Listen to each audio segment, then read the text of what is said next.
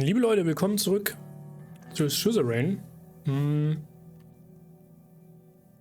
Steht eine Regierungskrise ins Haus? Ich weiß nicht, ob man das überhaupt so nennen sollte. Denn hier geht es um eine menschliche Ebene, die nicht so schön ist. Und dann werden wir mal sehen, wie wir jetzt damit verfahren können. Ja, es geht um Peter natürlich. The sun was just beginning to peek over the horizon. The Maroon Palace was empty save for a few cleaning staff.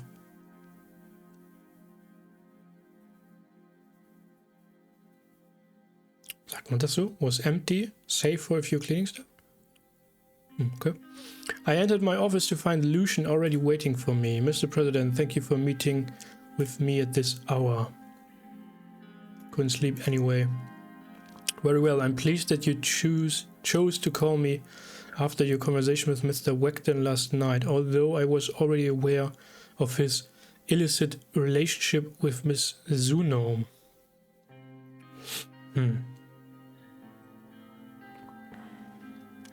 How did you find out? I'll get to that. On its own, given Mr. Wegton's established reputation as something of a playboy, the affair is unlikely to cause much damage. However, a more troubling possibility has been brought to light. A recent conversation with Mr. Hailstone, our whistleblower from Rumburg, revealed the presence of a spy within the Maroon Palace. I believe Miss Zuno is our mole. She has been using her relationship with Mr. Wegton to gather information. Ein Maulwurf im Palast.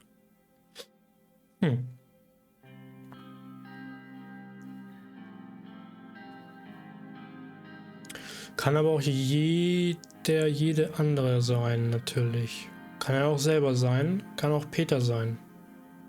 Bei Peter kann ich mir sogar noch am ehesten vorstellen. Tell me more. I can do better than that, I show you. Lucian reached into his coat pocket, pulled out an audio tape and fed it into the reel-to-reel machine on my desk. This was recorded in the palace at 1809 and on the second day of your trade visit to Lesbia. He pressed play. I heard Peter and Livia's voices. You're sure everyone's gone for the day? Relax, Liv. Nobody's working that hard with President stick up his ass off in Lesbia. Livia giggled. I heard the sound of kissing, then of drinks being poured. I'm glad you stayed behind. Did he tell you how it's going over there? Do you think there's a chance they form an alliance? No, it doesn't seem like it, although we've still got a shot with the superpowers. There's talk of a possible cooperation. But ja, hätten wir ja gerne mit Weichsland gemacht. But enough work talk, Miss Zuno. I want you bent over my... Bitte was? Lucian grimaced and switched the tape off.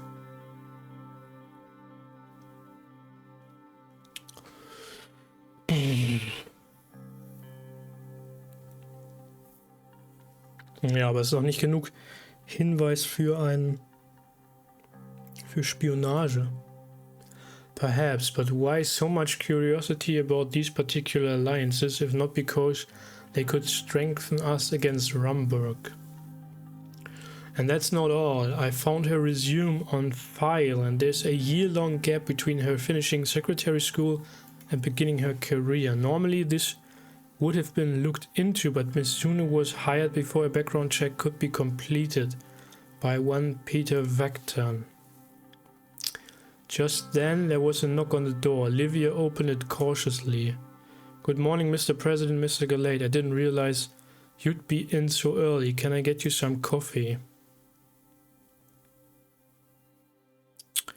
Coffee would be great, actually. Livia left to make coffee. A few minutes later she came back with 2 cups. Please have a seat, Miss Zuno. Livia said. She looked puzzled. Is something the matter? Enough pretending, your secret is out. I'm not sure what you're talking about.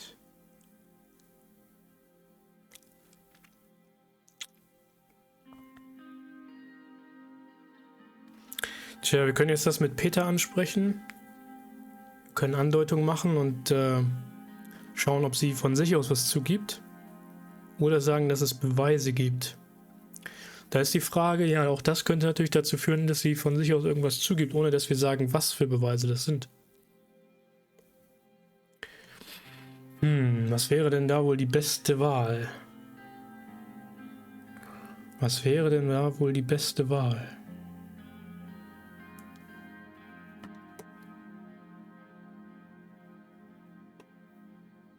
Ich würde das gar nicht mit Peter ansprechen. Wir haben jetzt zwei Dinge. Einmal das mit Peter und den Spionagevorwurf. Wobei ich den jetzt für nicht so schwerwiegend halte aktuell. Oder nicht so... Die Beweislast ist nicht schwer genug. Wir haben Beweise. Wir haben Beweise! Livia buried her face in her hands. Aha, sie spricht das mit Peter an. I'm so sorry, Mr. President, I was foolish and Peter was so nice to me. But it's over now, nobody ever needs to know. That's not what the President means, Miss Zuno. We are referring to you being an intelligence agent for Rumberg. Livia sat upright. She looked shocked. Pardon me, Mr. Glade, but are you feeling alright?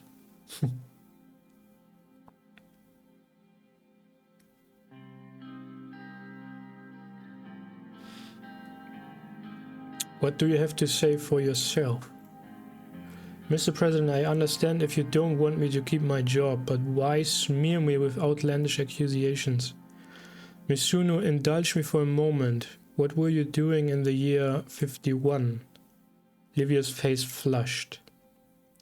If you must know, I was working as a cigarette girl at Potro's. It's a Lakehaven saloon. I was saving up so I could afford my own place in Hosord. Here's the proprietor's number if you need to double check. She scribbled a telephone number on a piece of paper. Lucian snatched it up.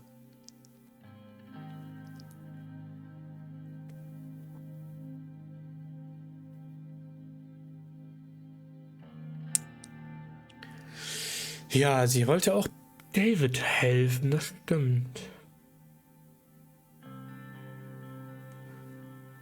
Warum hast du so viel haben sie so viel gefragt, was ich tue? Warum haben sie Peter nach den Bündnissen gefragt? Warum wollten sie David helfen?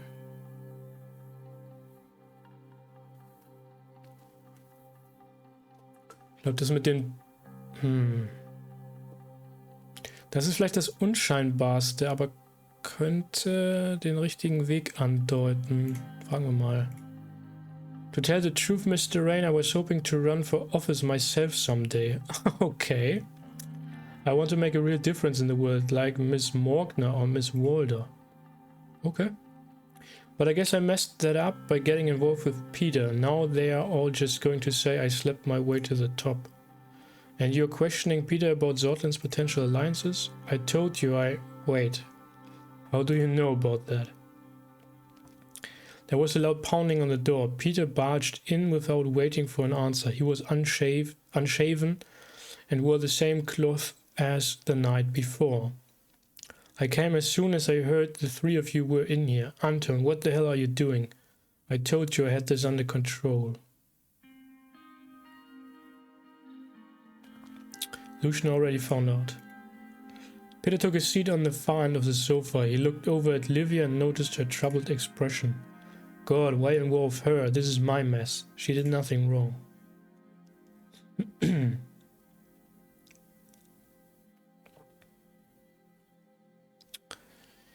Tja, ist sie eine Spionin oder nicht?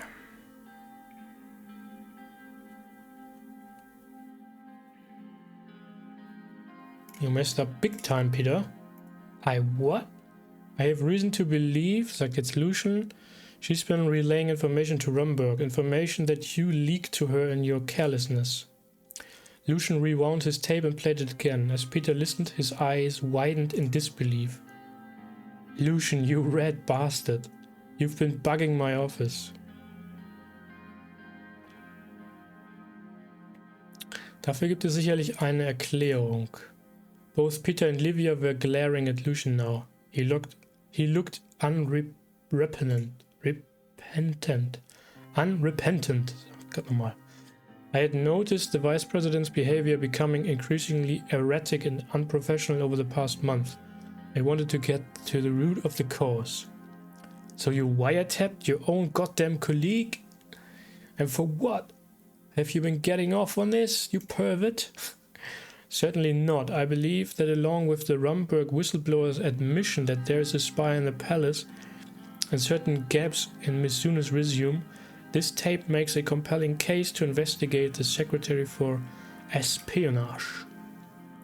Whether or not the investigation yields positive results, Mr. Vecton ought to be held accountable for his willingness to divulge such sensitive information.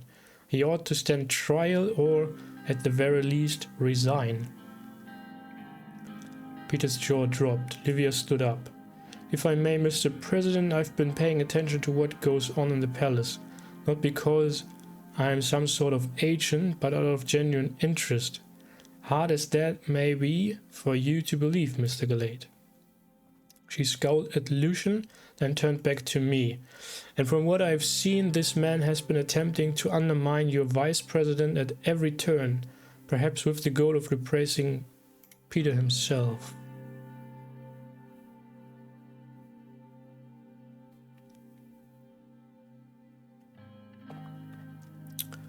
Lucian war bisher immer loyal. Loyal to you, it's true. He never could stand me, Lucian frowned. My personal misgivings about Mr. Vecton aside, I would never do anything to harm this administration. Mr. Vecton, on the other hand, has at best committed adultery and at worst delivered state secrets straight into the enemy's hand. Who could I believe? Ja, schwere Frage.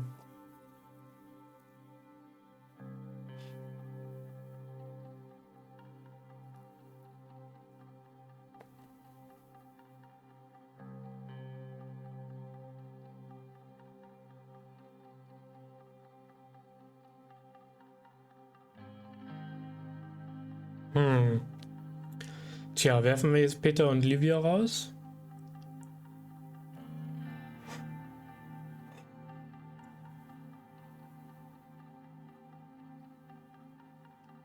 Wo führt das hin, wenn wir alleine mit Lucian sprechen? Talk some sense into Lucian? Nein, das ist es nicht. Wir versuchen mal mit ihm alleine zu sprechen. Peter and Livia exchange worried glances before exiting the office. What are you going to do, Mr. President?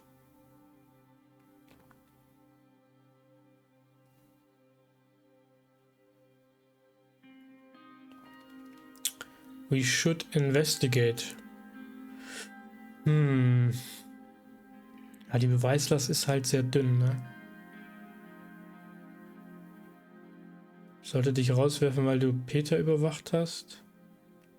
Ich werde nicht meine eigene Sekretärin untersuchen.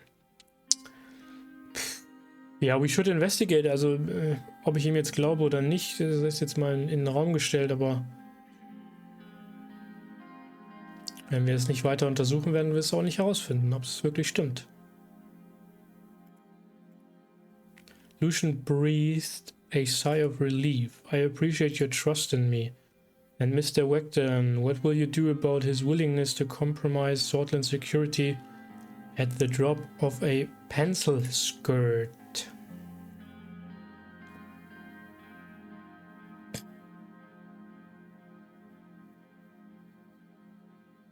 Das werde ich entscheiden, wenn wir die Ergebnisse haben. So sieht's aus.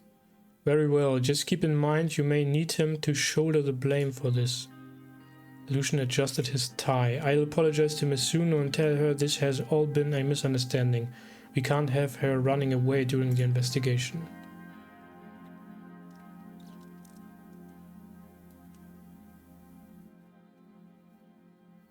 Don't spy your colleagues ever again. Dafür gibt's ja den Geheimdienst, nicht wahr?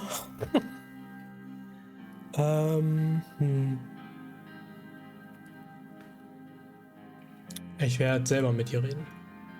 Very well, sir. Lucian gave a slight bow as he left the office.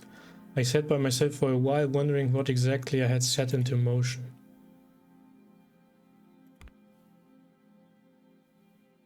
Ergebnisse des Skandals.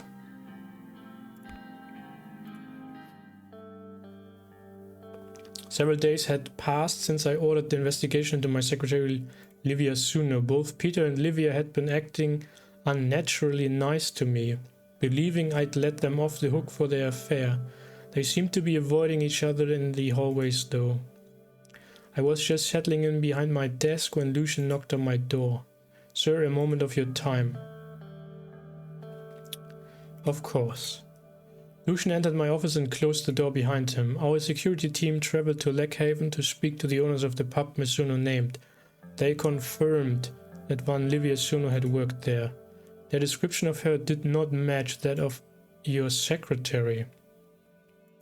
However, it did match that of an unidentified corpse that washed up in Langkirk Bay 2 months before your inauguration. Bitte was?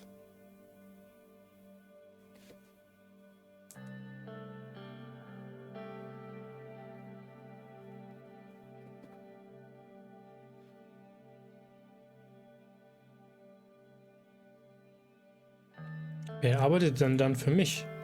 Further investigation by our operatives in Romberg matched Miss Suno's description to a woman named Ilana Vance, last seen graduating from Crimsrad Political Science Institute.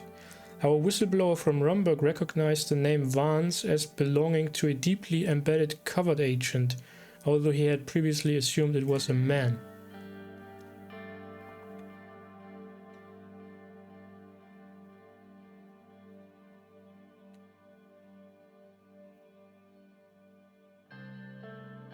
How could we have missed this all the time? As mentioned, Miss Suno was hired without a background check. It's possible this all could have been avoided had any of Mr. Vecton's blood flow been directed to his brain when he selected her. But none of that can be helped now. The question is, what are you going to do, sir? Murder them both, bitte was? Peter kastrieren. Arrest her for espionage. That would be standard procedure. However, if we do so, it's only a matter of time before the media pieces together what happened.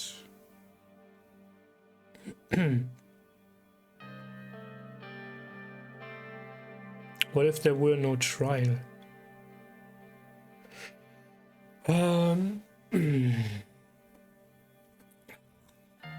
Das Spiel will uns hier in irgendwelche schmutzigen Machenschaften drängen.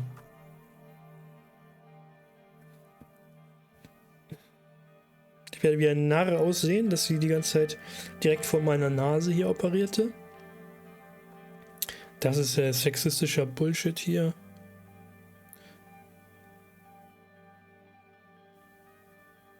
Wenn es kein Verfahren gäbe, das ist autoritär. Geht nicht. Gehen mit 1. That's why you must let Mr. Vecton take the fall.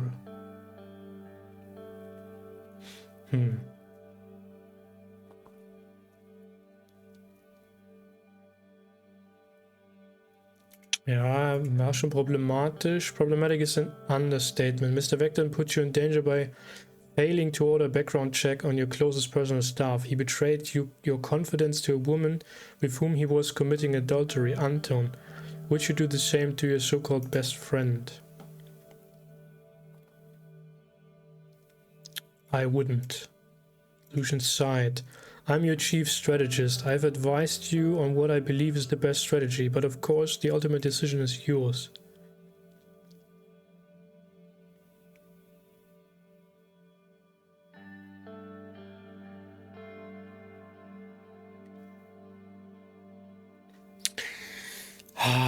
Das ist doch schon wieder so verflixt.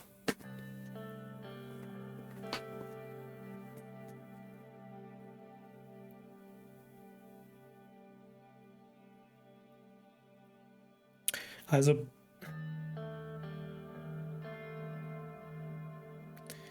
Peter hat einen offensichtlichen formalen Fehler gemacht, der die Spionage ermöglicht hat.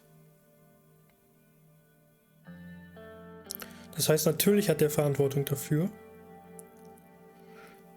Gleichzeitig ist das Ganze aber jetzt vermischt mit dem anderen Skandal, ja, mit seinem Sex-Skandal da.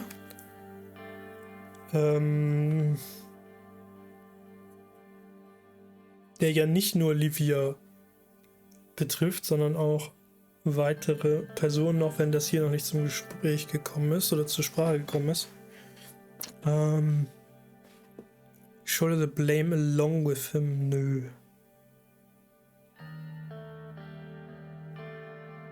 Scapegoat, das ist halt das falsche Wort. Ich meine, wir werden ihn halt einfach zur Rechenschaft ziehen. Er muss Verantwortung dafür übernehmen, was er getan hat. Das ist doch viel eher der Punkt. Geht nicht so sehr darum, ihm das aufzulasten, aber ich schätze, wir müssten, also die Antwort 1 geht trotzdem noch am ehesten in die Richtung, die ich würde gehen wollen. Also 2, ja, nee, warum? Wir haben ihm vertraut, er hat seine Aufgabe nicht erfüllt. Ist nicht seine Schuld, sagen wir hiermit? Stimmt ja nicht. Tja, dann, also wie gesagt, Scapegoat würde ich nicht sagen, aber es geht einfach darum, dass er hier seiner Verantwortung nicht nachgekommen ist und deswegen, tja, Verantwortung übernehmen muss. Very well. I shall write a statement for you to read at the press conference. I'll leave you to handle Miss Vance. Ja, in Colorbush mit ihr. Thank you. Lucian nodded and walked out. I called Karl Greiser from my desk and explained the situation. Das war der Polizeichef? Ja. Der bei dem Amtsantrittsball war der am Start. After a few minutes I rang for Livia. She entered my office. Is there something you need, Mr. President?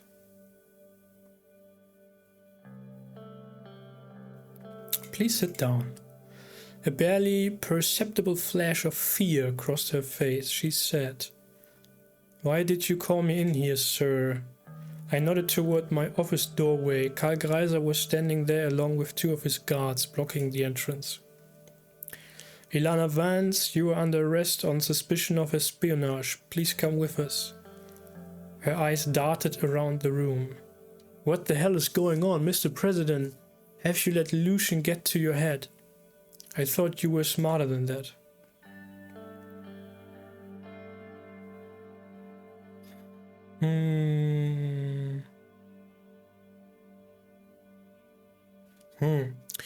Tja, you're going to pay for your lies. You're going to pay for the way you used Peter. I'm sorry it had to come to this. If you thought I wouldn't trust my close advisor, you're the stupid one.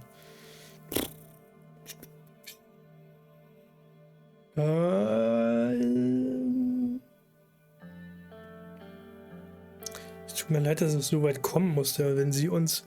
Ich meine, gut, wir wissen natürlich den Grund nicht. Es kann diverse Gründe haben, warum sie überhaupt in dieser Position ist, natürlich. Das weiß man nicht, aber... Ich schätze, 1 ist am ehesten zutreffend. Du musst für deine Lügen bezahlen. Karl's man grabbed her arms and began dragging her out. "No, no, you can't do this to me." Peter, hearing her cries, rushed out of his office. "Liv, what in the hell? Anton, what's going on?"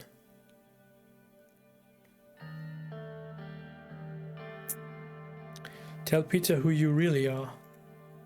"I won't say another word without a lawyer present." She looked Peter square in the eye. "Except this, you're a sad old drunk and lousy lay." "Honestly, if I were a Rumbug spy, I'd barely have to do a thing. You two have Sordland ripe for the taking." She straightened up, ran a hand through her curls and allowed Karl to lead her away. Peter sank to the floor in front of me. "Anton, what the hell just happened?"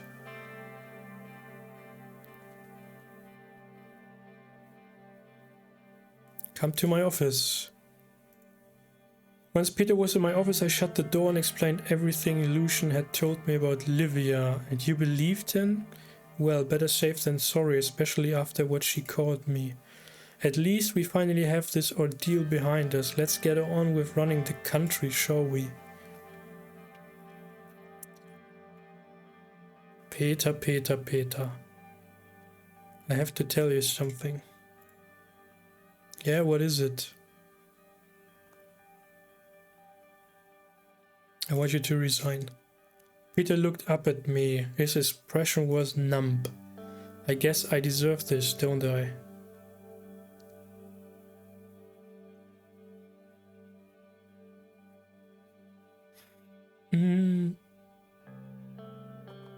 Naja, darum geht es uns ja nicht, dass wir ihm das anhängen oder so.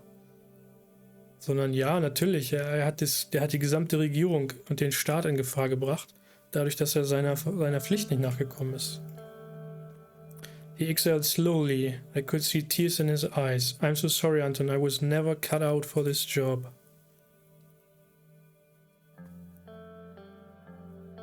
At least you got a nice house out of the deal.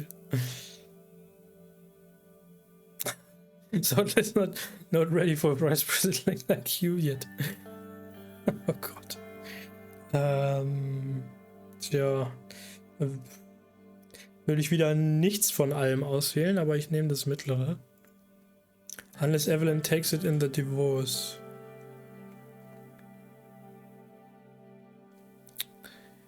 Stay for a drink. Without waiting for him to answer, I put some whiskey into a glass. Peter grabbed the bottle instead. To new beginnings. He drained a third of the bottle in one long swig, then got to his feet and unsteadily made his way to the door. I knew this was for the best, but I hoped my friend would be alright. Tja. Peter, Peter, Peter.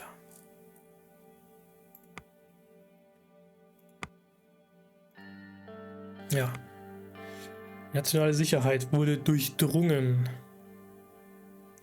Unfortunately, we still don't know what information has been leaked to foreign powers. Und die Presseerklärung, liebe Leute, machen wir in der nächsten Folge. Bis dahin wünsche ich euch viel mal alles Gute und bis dann, euer Jan.